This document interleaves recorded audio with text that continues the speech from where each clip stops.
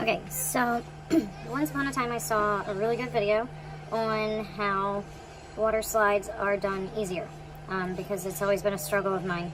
So what I've actually started to do is I pretty much only do them this way now, unless it's a situation where you can't reverse the image. But when you do your images in your design program or whatever, make sure you print it in reverse, and then also make sure that you seal it. Make sure you have a decent sealer. I have run into some issues with Krylon, and I have had successes with Rust-Oleum. But what I do is right before I get ready to do my water slides is I'll go through and cut the image as close to the ink as possible. And I do this so that you don't see as much on the cup. And like I said, I sealed these twice with some, actually I think I used Valspar this time, but still anything but Krylon will be great. And pretty much you just want to have your stuff ready to go. When you do your water part, you want your temperature to be kind of like room temperature to a little bit warmer, because if it's too hot it will affect the water slide, same as if it's too cold. Sorry about the blaze in the background.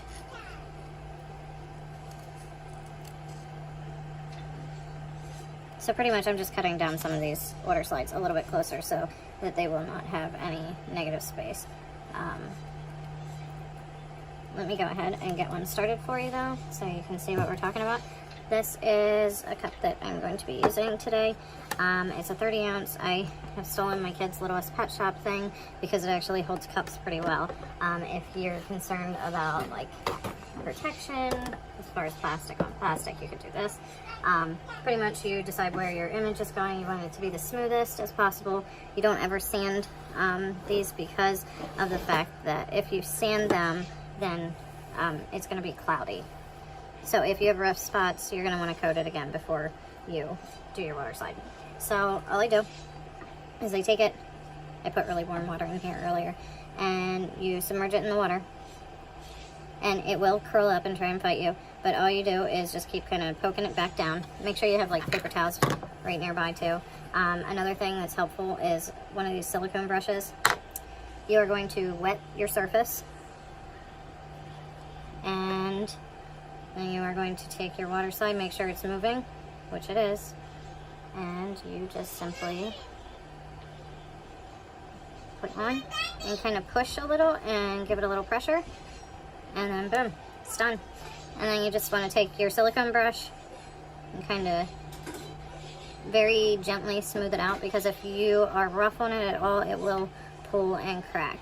And then the last thing that I do is I just take paper towel around it and kind of blot the extra that might be there. So that's pretty much it for that one. And I'm gonna go back and cut all my other ones really close and get ready to do this. So I've cut all my images a little closer. This little thing doesn't always work, so I need to figure out first off where my imagery is going, and then again just submerge it in water and kind of keep your hand in there. Because I'm doing two, I'm going to go ahead and submerge the other one because this is going to go pretty quick. And the Walking Dead part is probably slidable. Yeah. So we make it wet, and then put the water slide on, a little pressure, and slide it down. Oh, messed it up a little bit. Sorry. And then you just kind of smooth it out. And this one's going to get one on the opposite side. I don't want it to stick to the paper towel though. So, go ahead.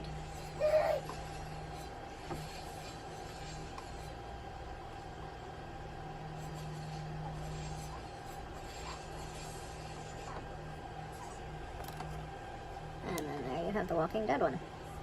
I do see a little fold here. Now you hear Libby in the background. And Blaze. I gotta go get a tool to dig that guy. Okay, so you just take one of your weeding tools and kind of get in there and pluck it up, and then go through and smooth it. And then, so this one's done. We have the bloody hand on one side and the Walking Dead here. This is also a storyboard cup, so it's going to have blood on the inside too. Next up, I have an Autism Mom one.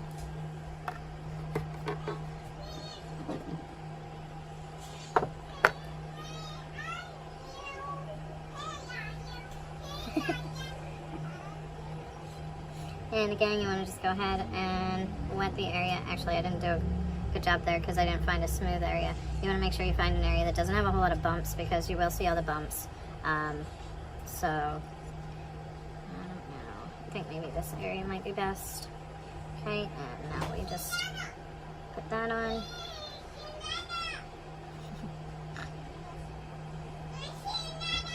Blaze wants to see Nana. And Libby's an animal.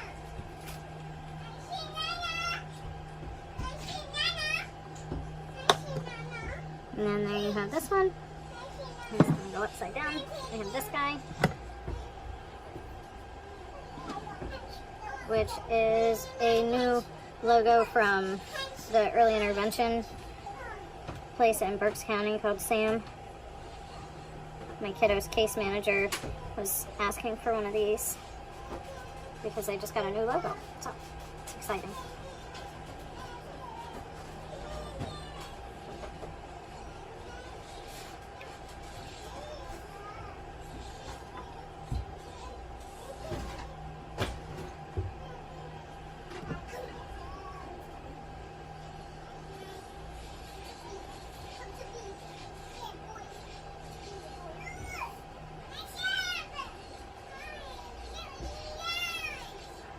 You see the ends getting a little messed up, and sometimes you can save it, sometimes you can't. You might just have to decal that part if this just gets really yucky. We can try though.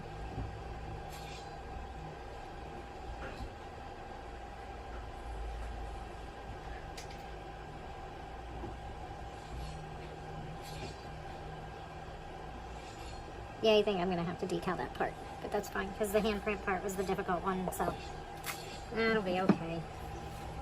They're not always 100%, just like anything else with these cups.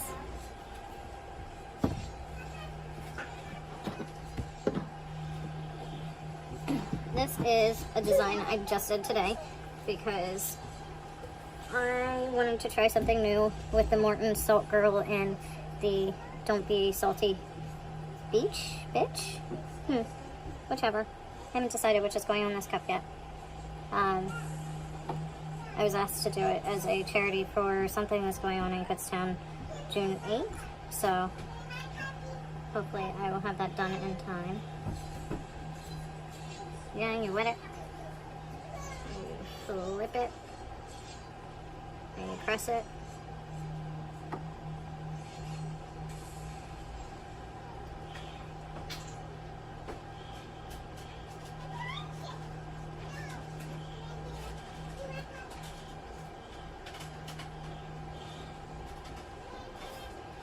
And there you have Don't Be a Salty Bitch. Just the start of it anyhow.